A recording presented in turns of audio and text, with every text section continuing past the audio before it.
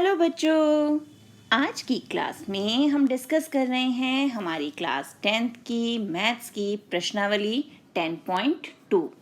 तो आज हम सॉल्व करेंगे क्वेश्चन नंबर 4। सिद्ध कीजिए कि किसी वृत्त के किसी व्यास के सिरों पर खींची गई स्पर्श रेखाएं समांतर होती हैं।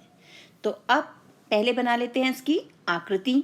किसी वृत्त यानी सबसे पहले हमें बनाना है एक वृत्त। ये हमने बना लिया वृत्त।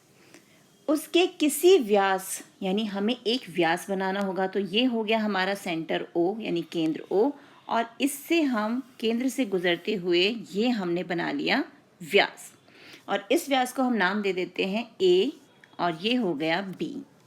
व्यास के सिरों पर खींची गई स्पर्श रेखाएं यानी व्यास के जो ये सिरे हैं A और B, इन पर जब हम स्पर्श रेखाएं खींचेंगे यानी एक स्पर्श रेखा हमने यहाँ खींची और एक स्पर्श रेखा हम B पे खींचते हैं, ये हमने खींच ली। हमें ये सिद्ध करना है कि ये दोनों स्पर्श रेखाएं जो हैं समांतर हैं। अब इन स्पर्श रेखाओं को भी नाम दे देते हैं। ये ले लिया हमने PQ और इसको नाम दे देते हैं हम RS। तो हमें यहाँ पे क्या सिद्ध करना है? हमें सिद्ध करना है कि जो हमारा PQ है ये समांतर है हमारे RS के, दोनों स्पर्श रेखाएं समांतर हैं। तो अब इसे कैसे सिद्ध करेंगे? सबसे पहले तो हम लिख लेते हैं यहाँ पर कि हमें क्या क्या दिया है।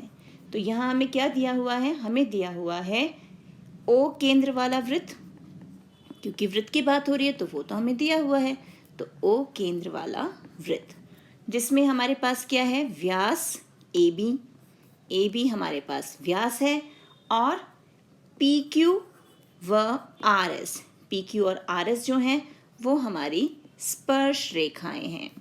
तो ये हो गए हमारे पास जो हमें दिया है, और हमें सिद्ध करना है। तो सिद्ध करना हमारा क्या है कि हमें PQ को RS के समांतर सिद्ध करना है। तो अब आ जाते हैं हम हमारे सॉल्यूशन पे। तो अब आ गया ये हमारा हल। अब सबसे पहले हम यहाँ देखें तो हमारे पास ये कोण 90 डिग्री का है, क्योंकि ये जो हमारी स्पर्श रेखा और त्रिज्या के बीच का कोण है। उसी प्रकार ये कोण जो है हमारा ये भी 90 डिग्री का हो गया, क्योंकि ये भी स्पर्श रेखा और त्रिज्या के बीच का कोण है। अब इसे नाम दे देते हैं हम कोण 1 और इसे नाम दे देते हैं कोण 2। अब जब दोनों 90 डिग्री के हैं तो ये दोनों आपस में बराबर हो जाएंगे ना।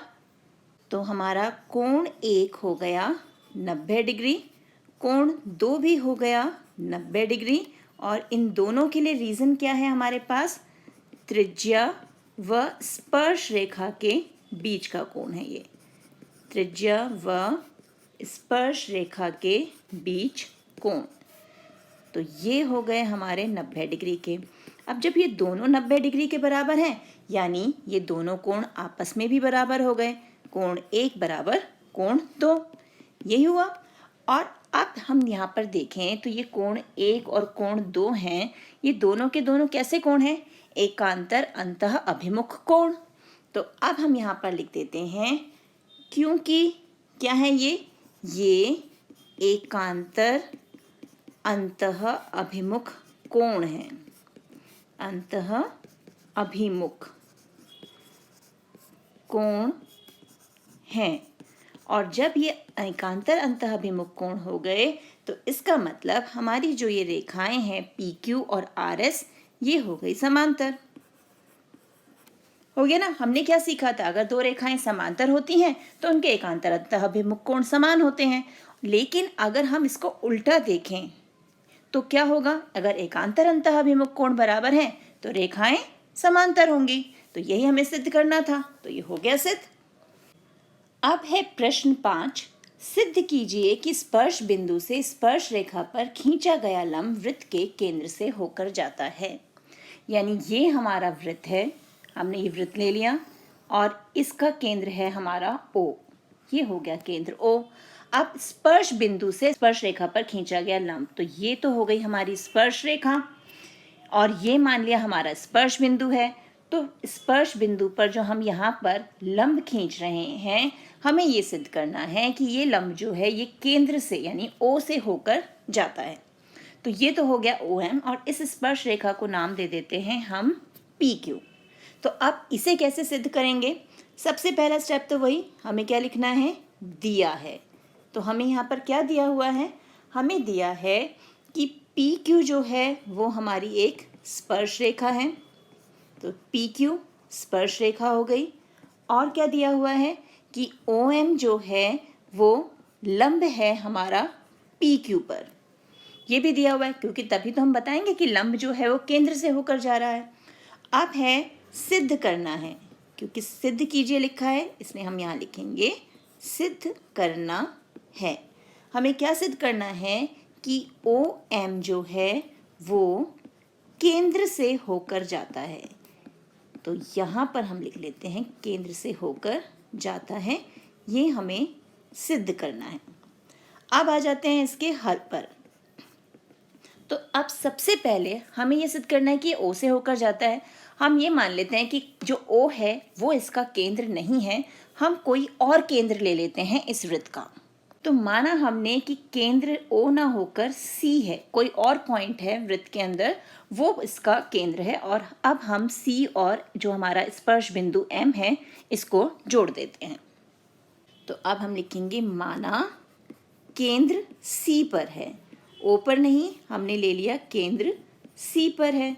अब अगर केंद्र सी पर है तो उसका मतलब क्या होगा, तब हमारे पास जो सी एम है वो हमारा स्पर्श रेखा पर लंब होना चाहिए, यानी सी एम स्पर्श रेखा पर लंब होगा। क्यों, रीज़न क्या है, क्योंकि हमारी जो त्रिज्या होती है, अगर सी हमारा केंद्र है तो सी एम त्रिज्या हो जाएगी, और त्रिज्या हमेशा हमारी स्पर्श रेखा पर क्या होती है, लंब होती है। ये तो हमने प्रमेय भी की हुई है। तो त्रिज्या स्पर्श रेखा पर लंब होती है, ये हमारा रीज़न आ गया। उसके बाद हमें क्या दिया हुआ है, हमें दिया हुआ है कि ओ एम जो है वो भी पी क्यू पर लंब है। ये तो हमें गिवन है ना, हमें दिया है, तो ये हो गया कि ये हमें दिया है। अब सी एम भी पी क्यू पर लंब है और ओ एम भी पी क्यू पर लंब है, और एम जो है वो दोनों में ही कॉमन क्या है, स्पर्श बिंदु है। तो इसका मतलब ये ओ और सी जो हैं वो सेम पॉइंट होने चाहिए, अलग अलग पॉइंट हो ही नहीं सकते। यानी यह तभी संभव है कि अगर हमारे ये दोनों सी और ओ जो पॉइंट हैं वो सेम हो।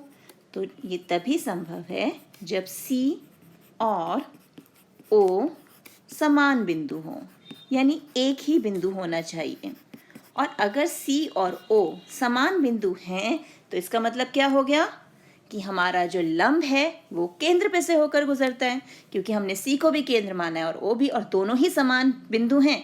अतः हमारा स्पर्श रेखा पर जो लंब है, स्पर्श रेखा पर लंब केंद्र से होकर जाता है।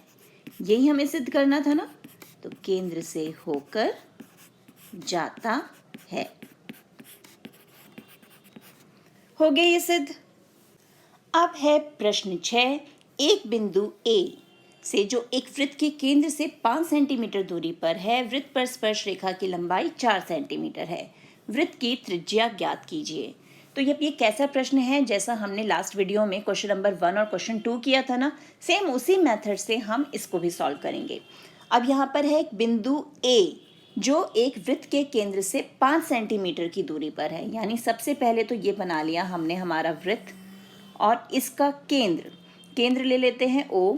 इससे 5 सेंटीमीटर की दूरी पर एक पॉइंट है ए, तो ये दूरी हो गई हमारी 5 सेंटीमीटर।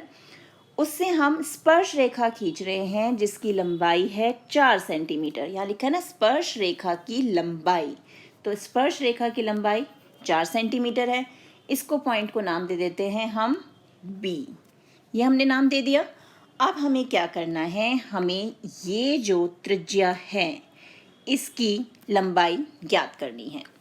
तो अब फिर हमें क्या यूज़ करना है कि ये हमारी त्रिज्या है और ये स्पर्श रेखा है, तो इन दोनों के बीच कोण कौन सा हो जाएगा, 90 डिग्री का कोण।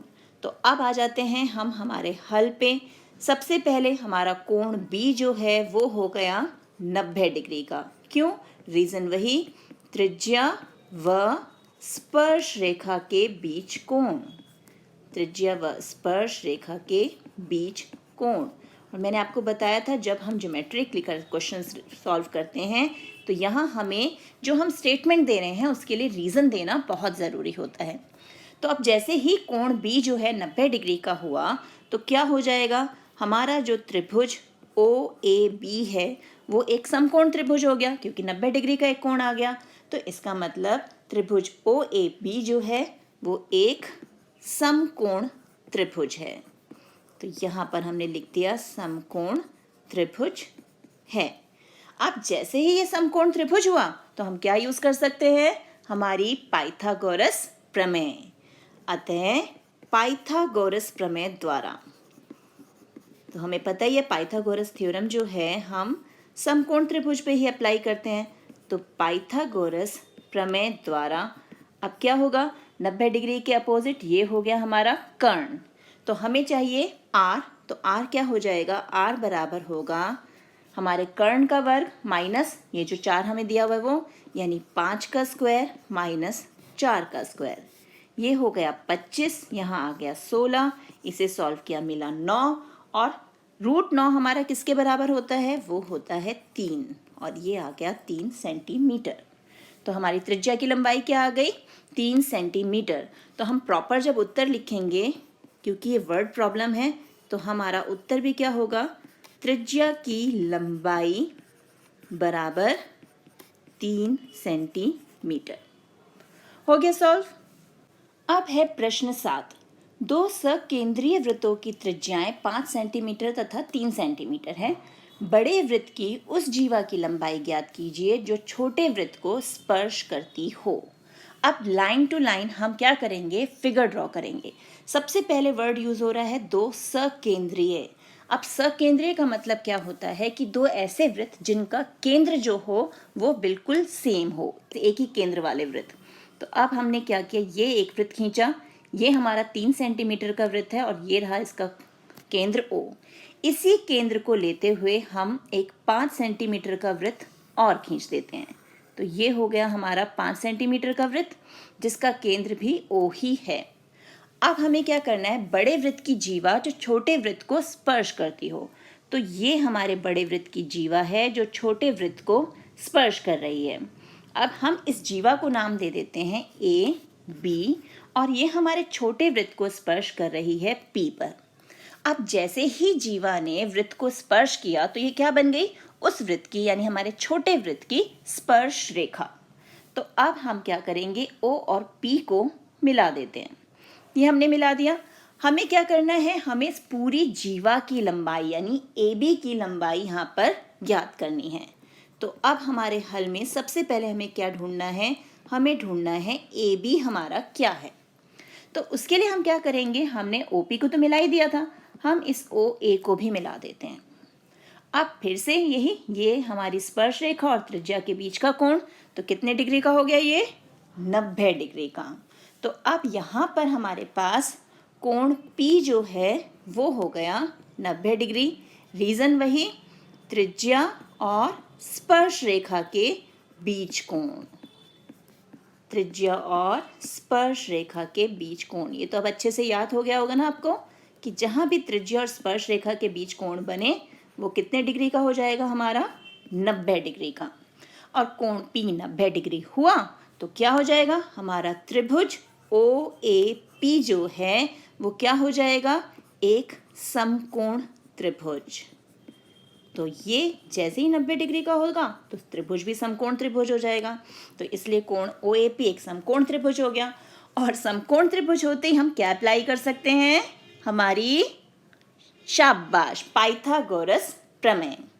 तो पाइथागोरस प्रमेय द्वारा यहाँ हम पूरा बताएंगे कि हम पाइथागोरस प्रमेय यूज कर रहे हैं। तो पाइथागोरस प्रमेय द्वारा क्या होगा, हमारे पास जो हमारा OA का वर्ग है वो AP और OP, AP का वर्ग और OP के वर्ग के योग के बराबर हो जाएगा।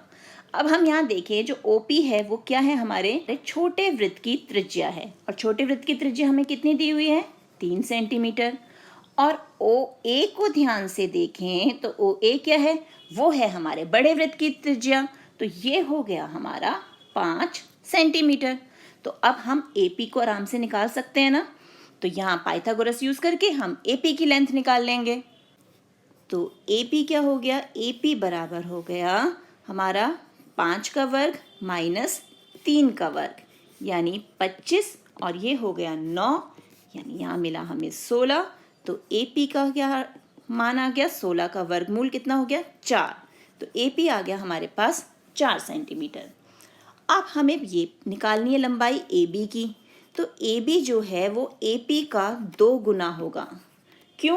क्योंकि ये है हमारा, ये हमारी जीवा है ना AB पर ये है लंब, यानी जीवा पर जब हम लंब खींचते हैं वृत्त के केंद्र से तो वो क्या करता है, जीवा को समद्विभाजित करता है।